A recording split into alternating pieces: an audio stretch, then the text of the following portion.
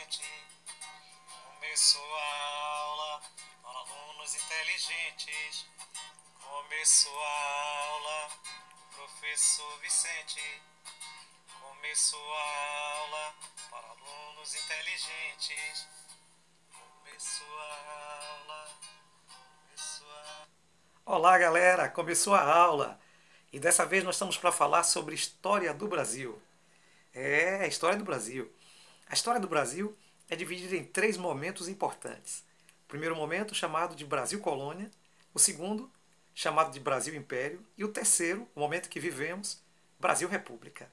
Nós vamos voltar na história agora um pouco para o Brasil Colônia. Mas nós vamos para o Brasil Colônia já naqueles períodos finais do Brasil Colônia, que a gente chama de a Sociedade do Ouro.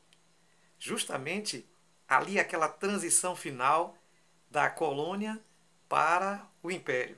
Aqueles últimos anos, aqueles últimos séculos do Brasil Colônia. A Sociedade do Ouro. Bem, nós começamos a nossa história em Portugal. O rei Dom José reinava em Portugal. E aqui na colônia era administrada justamente por Sebastião de Carvalho Melo. Sebastião de Carvalho Melo é o que nós conhecemos como Marquês de Pombal. Estávamos vivendo aí o período do absolutismo. Era entre 1690 e 1798.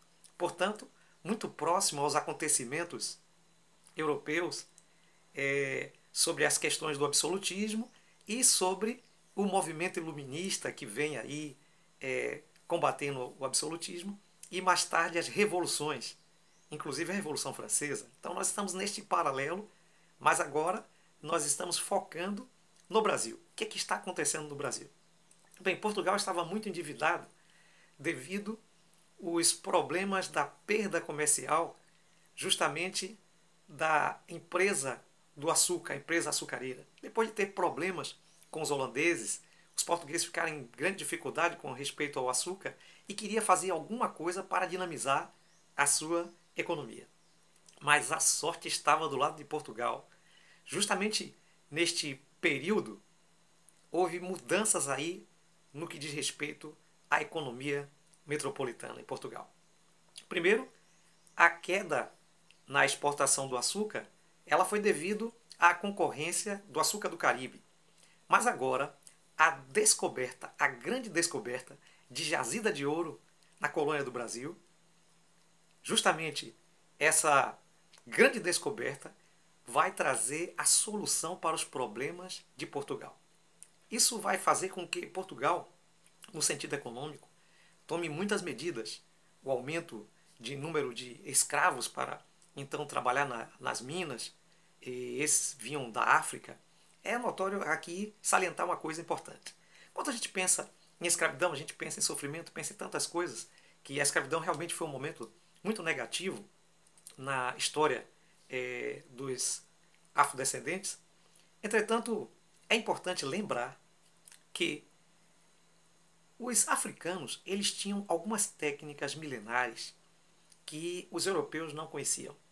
E uma dessas técnicas milenares era técnicas de minas, justamente de trabalhar em minas, de fazer escavações, de achar com mais facilidade os metais preciosos. E aí os portugueses tiveram que se valer do trabalho técnico, porque a gente fica sempre pensando no negro africano como fazendo o trabalho escravo, e a gente pensa que o trabalho escravo, né, é salientado somente por aquelas coisas de carregar coisa pesada e tal.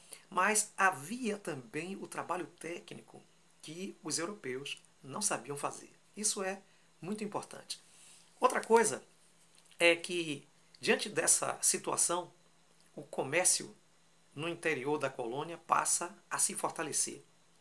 Haviam várias atividades econômicas, tanto no sentido liberal como atividades comerciais. Também existia uma diversidade de funções que eram ligadas a chamado escravo de ganho. Outro detalhe que a gente foge quando a gente pensa na questão da escravidão, a gente fica retratado com aquelas novelas, né?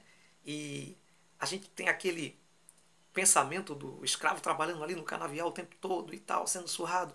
E a gente não percebe que a escravidão não foi só isso. Não foi uma coisa boa, a escravidão foi péssima, a escravidão foi a pior coisa que podia acontecer na história dos africanos. Entretanto, é importante salientar que os negros africanos foram muito mais úteis, foram muito mais inteligentes, muito mais capazes na realização dos seus trabalhos do que simplesmente o desenvolvimento de cortar cana e de plantar cana no canavial. E aí a gente pode pensar no escravo de ganho. Era uma série de atividades bem diferenciadas. Eram pessoas que trabalhavam como escrivãos, pessoas que trabalhavam como balconistas nas lojas, entregadores, transportadores, pessoas que trabalhavam como quituteiras, de onde surgiu, por exemplo, as baianas de acarajé.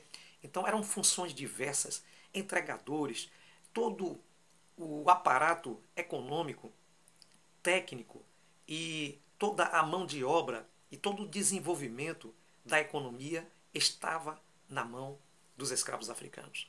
E isso é importante salientar. Nem todos os negros africanos que viviam aqui no Brasil nessa época eram escravos. Isso é de muita importância. Existia uma diversidade de funções nos trabalhos e isso dinamizava o poder da colônia. Agora, havia alguns problemas. A colônia, ela era, por assim dizer, manipulada, manobrada, dominada pela metrópole. E ela, toda a riqueza, toda a produção da colônia, ela ia para a metrópole. E não foi diferente com o ouro. A gente pode perceber que Portugal taxava um imposto altíssimo. Era cerca de 1/5 ou 20% da produção do ouro deveria ser entregue para a coroa portuguesa. É importante salientar também que Marquês de Pombal tomou algumas medidas muito duras, porque estávamos vivendo na época do absolutismo e o governo aqui no Brasil também era absoluto. E Marquês de Pombal, ele cumpria rigorosamente aquilo que era imposto por Portugal. E um detalhe mais importante ainda é que depois do terremoto de Lisboa, em 1755, um grande terremoto, um terremoto tremendo, que abalou até outros continentes. Depois deste terremoto que aconteceu em Lisboa, que a cidade foi toda destruída, o poder de Marquês de Pombal no Brasil cresceu mais ainda. E ele fez algumas mudanças para controlar, por exemplo, a questão da economia.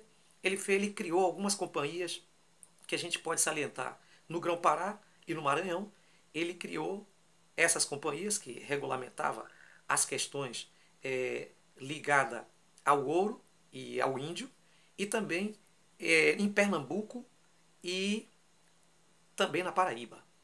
Outra coisa que Marquês de Pombal fez foi a transferência da capital.